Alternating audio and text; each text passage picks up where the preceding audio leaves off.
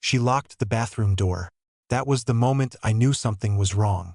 Not, we had a fight wrong, but there's a stranger in my house wrong. We'd never used that lock in 7 years. Not once. And now she needed it. I was standing in the hallway holding 2 mugs of chamomile tea like an idiot, listening to the tiny metallic click that may as well have been a gunshot to our marriage. I didn't knock, didn't ask what was wrong. I just placed the mugs on the hallway table, walked to the living room, and sat down on the far end of the couch like a guest in someone else's house. The TV was still on, showing a muted cooking show neither of us were watching. Something about pasta or maybe pork, I don't know. I just remember the fake steam and the host's fake smile while my wife was behind a locked door, maybe texting him or deleting things or crying or none of the above. My phone buzzed. It wasn't her. It never was anymore. Instead, it was a notification from our shared photo drive. Mariel had deleted a folder, one titled Oregon Trip. That was our last vacation together. The last time she reached for my hand without thinking. The last time I believed we were good. Now, even those memories were being quietly erased one by one while she hid in the bathroom. I sat there staring at the TV with dry eyes and a full bladder I didn't care about. Something inside me wasn't breaking. It had already broken days ago, weeks maybe. I just hadn't realized it until that lock turned. She came out 20 minutes later. No apology, no explanation, no eye contact. Just walked past me, got her phone charger, and mumbled something about being tired. I nodded. Didn't say a word. Not because I was strong, but because I was empty. That night I didn't sleep. Not from pain, just confusion. The kind that makes your hands shake when you try to unlock your own phone because you suddenly start wondering if she's texting someone right now in your bed while your back is turned. So I stopped turning my back. I started sleeping downstairs. She didn't notice or she pretended not to. But here's the thing. When someone keeps shrinking you down like that, ignoring your presence, deleting your photos, recoiling from your touch, eventually you disappear. So I did quietly without a speech. No drama. No, you did this to me. Just gone. No texts. No calls. No where are you? And that's when she absolutely lost it. But that's not even the shocking part. It's why she lost it that'll twist your stomach. And trust me, I have the screenshots to prove it. She hadn't texted me in 2 days. Not to ask where I was, not to ask when I was coming home, not to check if I was alive. You'd think a wife would at least wonder why the shared blanket on the bed stayed perfectly flat or why the shower never steamed up in the morning or why my mug was missing from the dish rack. But no, I was gone. And she treated it like I'd left the room, not the house. But then my phone rang. It was 11:52 p.m., and the number wasn't saved, but I recognized the area code. Our city. I hesitated, thumb hovering over decline, until curiosity overruled dignity. I answered without saying anything, just breathed. There was silence. Then a man cleared his throat. Is this Elwood? I froze. Nobody ever asks for me by name like that. Not unless it's official or personal. I replied cautiously, yeah. Who is this? Another pause. Then he said it. My name's Cam. I work with your wife. Cam. I had never heard this name before. Never once mentioned in passing. No Christmas card signed with a plus Cam. No Facebook tags. And yet he said it like I should know. He continued. Look, I know this is weird, but are you guys okay? That question hit like a slap. Are we okay? Was he serious? Why? I asked. My voice was thin, tight. Why would you call to ask me that? She's been acting different in meetings at lunch. She broke down crying in the copy room today. Said you hadn't been home. I offered to call and check on you. She didn't stop me. So that's how low we'd sunk. She didn't reach out herself. She sent a coworker, a man, to ask if her husband was okay. But here's the kicker. This guy didn't sound like he was just a friendly colleague. He was nervous, careful, like someone balancing on a rope above a fire. And then he slipped. I mean, it's not like she ever talked about you much to begin with, but lately she's been. I cut him off. What do you mean she never talked about me? He stammered. I didn't mean it like that, man. I thought you guys were maybe not together. Right there, that sentence, that's when my spine turned to ice. This stranger, this Cam, was telling me without saying it directly, that my wife had been acting single, that her absence wasn't new, that this version of her, the one who locked bathroom doors and deleted old memories, wasn't something she became. It's something she'd already been, just not around me. I thanked him, hung up, sat in complete darkness with the screen still glowing. And then I made the worst decision of my life. I turned on her old tablet. She used it once for recipes and Pinterest, but I'd noticed it had been missing for a few weeks. When I moved out of the bedroom, I saw it tucked between the couch cushions, almost like she'd been using it privately, sloppily. And the password, still the name of our cat.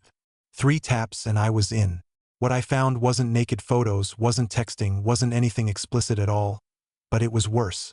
It was voice recordings of me, clips of me snoring, clips of me cooking, one recording of me singing off-key in the shower labeled dated, categorized. And next to them, recordings of phone calls she had with people I didn't recognize. Man, one of them was Cam. She'd been recording their conversations, sometimes late at night, whispering. The final recording was titled He Knows, dated 2 days before I walked out. I haven't pressed play yet, but I will. And when I do, I'm scared I won't recognize the voice of the woman I married. I didn't sleep that night. I held the tablet in my hands like it was ticking. Not metaphorically, I mean it. Every few seconds, I expected it to do something. Buzz, flash, scream. I was afraid of it, and it was just a screen. At 4:16 a.m., I finally pressed play on the file labeled He Knows. And I swear to God, the first voice I heard wasn't hers. It was mine, muffled, like it had been recorded through a closed door. I was saying something mundane, something about garbage day. I remembered the moment. It was 2 mornings before I left. She was in the bathroom. I asked if it was recycling week. That's it. Then silence. Then her voice, low, nervous. He asked about the trash. I think he suspects something. Pause. Another voice, male, confident. Relax. He's not going to do anything. He never does. She whispered. He's been quiet. Like he's watching me. He laughed. He watches everything but never sees the point. That voice, it wasn't Cam. This man sounded older, colder, like someone who'd been involved for a long time and didn't care if things broke. And then she said something I can't forget, even if I live another 100 years. She said, if he leaves, it actually makes this easier. No panic, no guilt, just relief. The recording ended with a soft knock, probably me, and a sharp whisper. I'll text you when he's gone. I closed the tablet and sat there for maybe an hour, staring at the floor, not thinking, just unraveling. I thought about all the times I forgave the weird mood swings, the late meetings, the silence. I remembered her birthday last year when I made a handmade scrapbook of our years together, and she barely opened it, said it made her feel nostalgic in a bad way. I remember that line now like it was carved into stone. Nostalgic in a bad way. I didn't cry. I didn't scream. That part of me had gone numb days ago. But something snapped in me right then. Not anger, just clarity. I decided I needed to go back to the house. Not to confront her. Not yet, but to look at it, to see the scene of the crime. I had only packed a small bag when I left. I needed to know if anything had changed, if anything was missing or added. I waited until mid-afternoon when I knew she'd be at work and used my key. The house was clean, too clean, like someone had wiped it down, sanitized it, but not for guests, for guilt. The framed photo of us from our wedding was gone from the mantel, replaced by a bland ceramic vase. There were 2 wine glasses in the sink, both stained dark. Our calendar still had my name scratched into appointments, crossed out like a to-do list. But the worst part? In the laundry room, behind the cleaning shelf, tucked carelessly into a grocery bag, was a hotel receipt. 1 night, 2 guests, checkout time. The morning she told me she had an off-site training. I sat on the cold tile floor with the paper in my hands, staring at the printed name of the place, Riverside Suites. She'd picked a hotel 30 minutes away, close enough for convenience, far enough to keep her conscience from catching up. But here's the thing. I wasn't angry she cheated. I was angry that she planned it like a business transaction, that she'd scheduled it between calendar reminders and voice recordings like I was an obstacle, not a husband. I left everything where I found it, locked the door behind me, and drove straight to my mother's house where I'd been staying. I didn't speak for hours, just sat on the porch with a coffee I didn't drink, whispering the words, she picked him, she picked him, she picked him. And yet that night, for reasons I still don't understand, I went back to the tablet. I opened her voice app, and I found something she'd recorded of herself, alone, crying, repeating the same line over and over like she was trying to convince herself. He doesn't love me anymore. He doesn't even look at me. She said it 17 times. But she was wrong. I looked at her every day. She just didn't look back. 3 days passed. I didn't go home. I didn't call her. I didn't block her either. I just let her twist in the silence she created. And she did. On the 4th day, Mariel texted me. Just one word. Talk. I stared at it for 20 minutes before locking my phone again. No reply, no emotion. She'd said everything I needed to hear in that voice memo with her mystery man. The one who thought I was too soft to ever leave. But now I wanted her to wonder if maybe I wasn't so soft after all. That same afternoon, I got a text from her sister, Charlotte. Hey, are you and Mariel okay? She was off at dinner. Said you were on a break but wouldn't explain. Then left early. Just weird. Interesting. Mariel had a rule. No personal drama at the table. No matter how bad things got between us, she always put on a show around friends and family. So, for her to break character in front of Charlotte, that meant the walls were cracking. So I made a decision. I texted Charlotte back. Let's have dinner. Just us. I think you deserve to know a few things. That night, we met at a little diner we all used to go to before everything started unraveling. Charlotte walked in with that look, half curious, half bracing for impact. I didn't drag her into the deep end immediately. We ordered coffee, talked small. Then I pulled out the hotel receipt. I watched her face change slowly, like she was solving a puzzle she didn't want to finish. Then I slid my phone across the table, opened to a screenshot of the voice memo labeled, "He knows." I didn't play it. I didn't have to. Charlotte leaned back, covered her mouth, and just whispered, "Oh my God." And that's when something happened I did not expect. She didn't defend me. She didn't say, "You guys need therapy," or, "It's probably not what it looks like." No. Instead, she said, "I knew it. I knew she was slipping." I blinked. "You knew?" She nodded, then looked out the window like she was watching her own memory play out. "She came to me last year, said she felt like she married the wrong person. Said she felt dead inside, like nothing excited her anymore.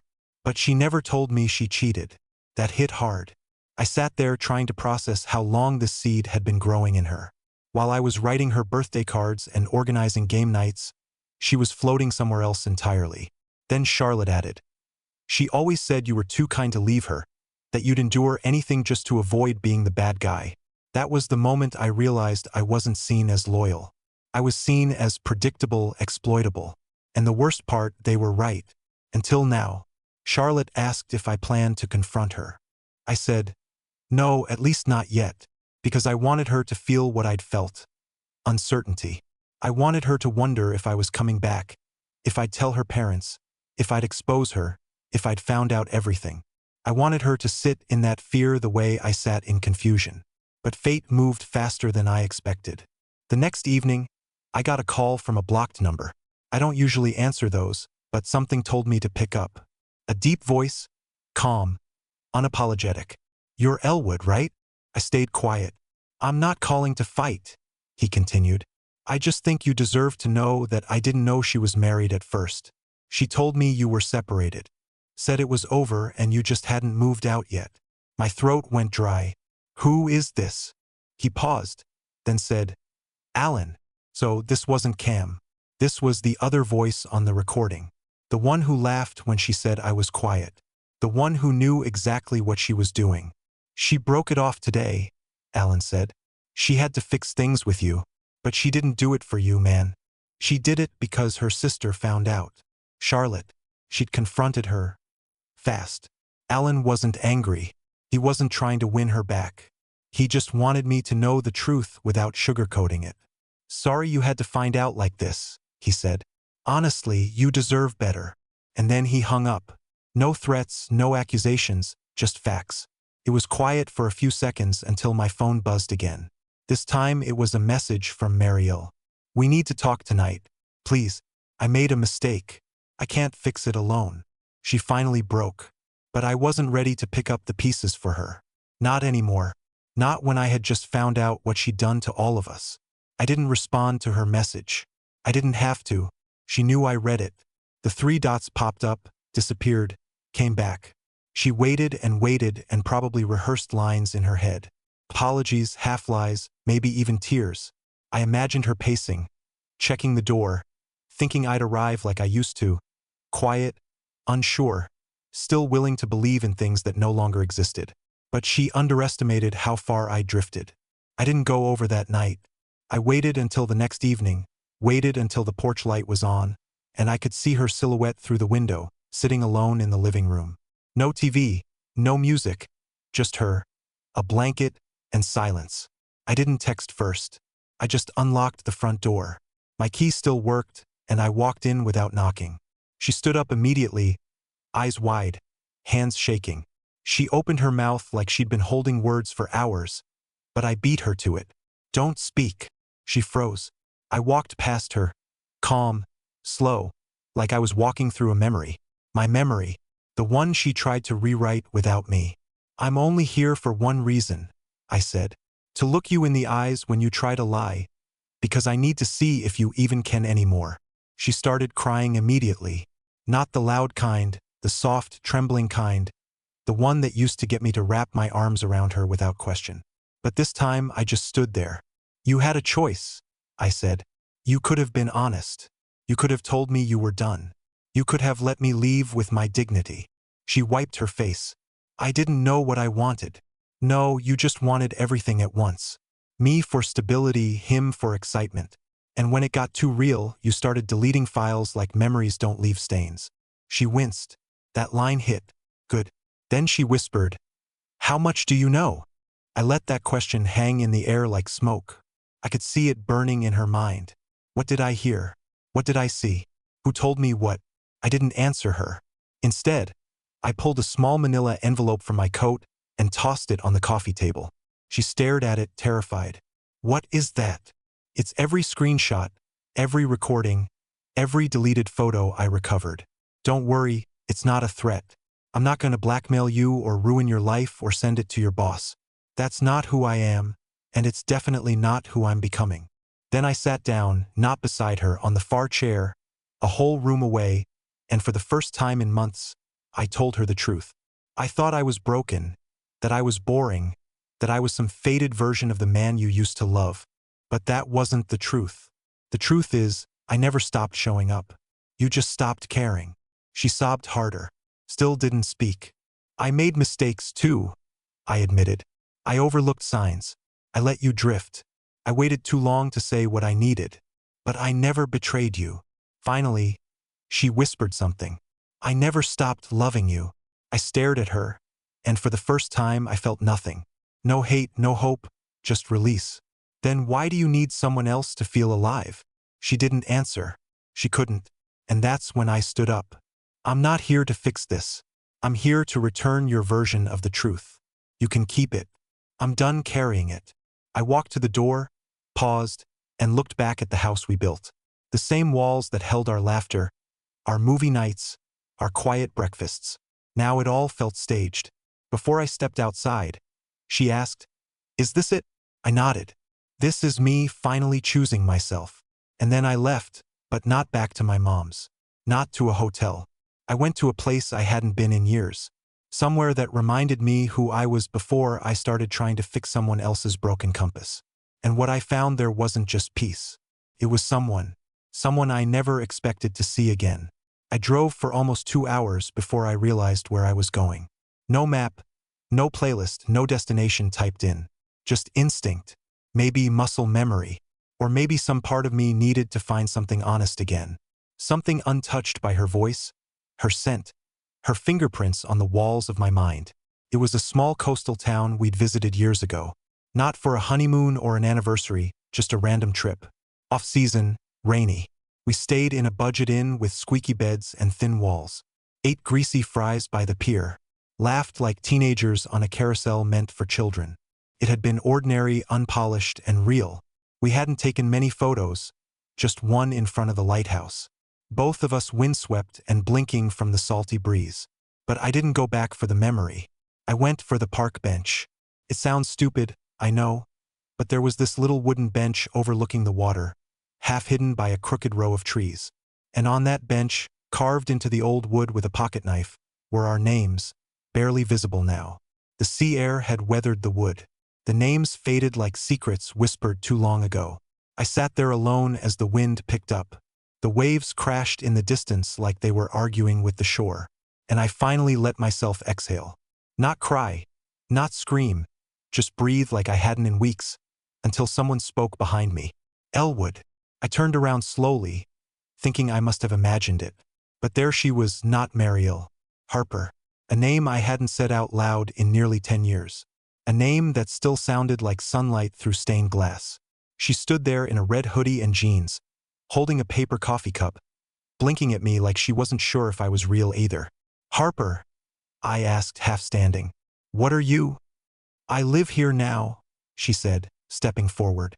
Well, 15 minutes out. I come here after work sometimes. I saw you sitting and… Elwood, are you okay? That question cracked me open more than I expected. I sat back down. She joined me without asking. We hadn't spoken since our early 20s. We dated for 2 years. Broke up when life pulled us in opposite directions. No drama, no cheating, just timing. I married a year later. Harper moved out of state. I always assumed she found someone better, someone more steady, more finished. But there she was on our bench, holding my name again in her voice.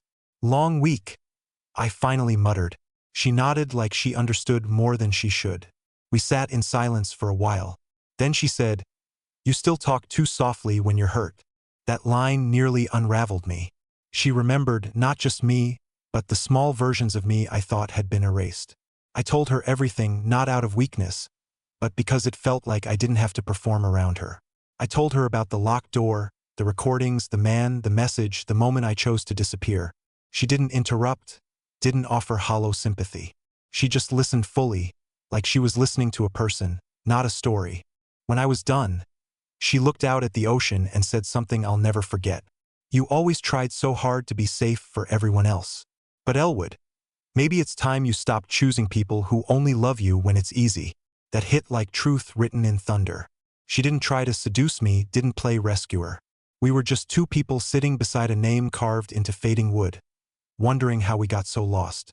Before she left, she said, You don't have to call me. I'm not asking for anything. I just wanted to remind you that someone out there remembers you, even if she forgot. She walked away without looking back. And I sat there long after the sky went dark, replaying her words. Not because I was thinking about the past, but because I was finally starting to imagine a future, one that didn't require erasing myself just to be loved. I didn't sleep after seeing Harper. Not because I was torn between two women. This wasn't some romantic triangle. It wasn't about a choice between Mariel and someone else. The real choice was between who I had become and who I could still be. For years, I thought loving someone meant staying, enduring, making yourself small so they could stretch. I mistook silence for strength. I thought that if I held steady long enough, she'd remember how to hold me back. But now I saw it for what it was: survival. And I was tired of surviving a marriage I wasn't even in anymore. So I drove back to the house, not to return, not to restart, but to finish the part of the story that Mariel never expected me to write. The one where I finally speak and she listens. She was home. I could see the flickering light of the TV through the window. I didn't knock this time either. I walked in the way I used to, keys in my hand, coat on like I belonged. Only this time I knew I didn't. She looked up from the couch, startled. Elwood, you scared me. She looked different. Not messy, not destroyed. Just waiting. Like someone who'd set the stage for a scene they didn't know how to act out. I'm not staying, I said quietly. I know, she replied, eyes brimming with something that resembled regret but felt too late to matter. I placed a small box on the coffee table. She didn't touch it. What's that? She asked. It's everything that matters to you, I said. Wedding ring, house key, our joint account card, a photo you left behind. She reached for it, hands trembling. Elwood, please, can we talk? I shook my head slowly. We already did. You just didn't know I was listening. Her face crumpled. I messed up.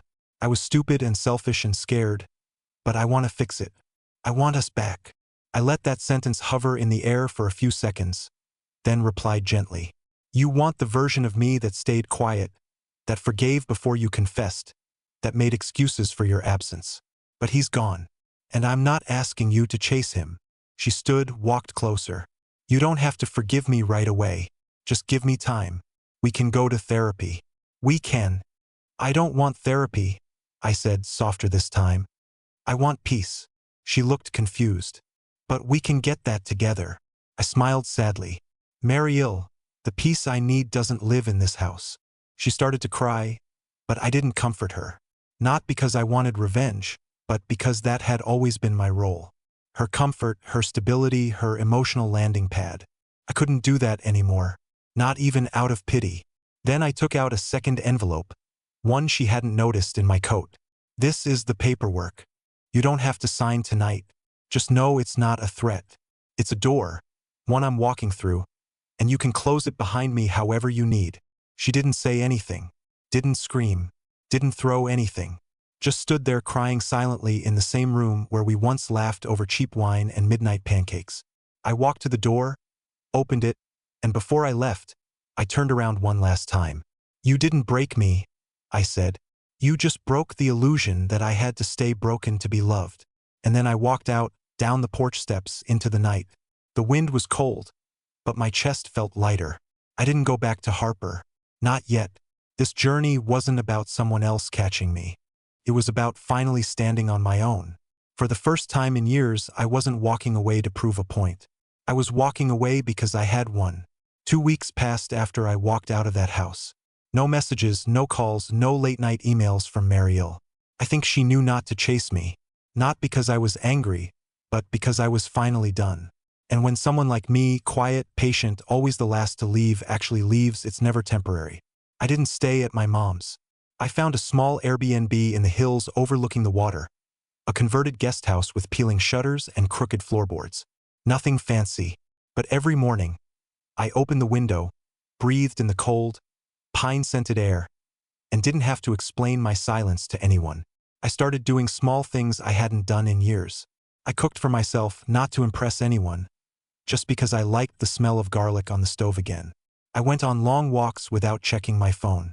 I bought a used bike and rode it past lakes I'd forgotten existed. I read books that weren't about relationships.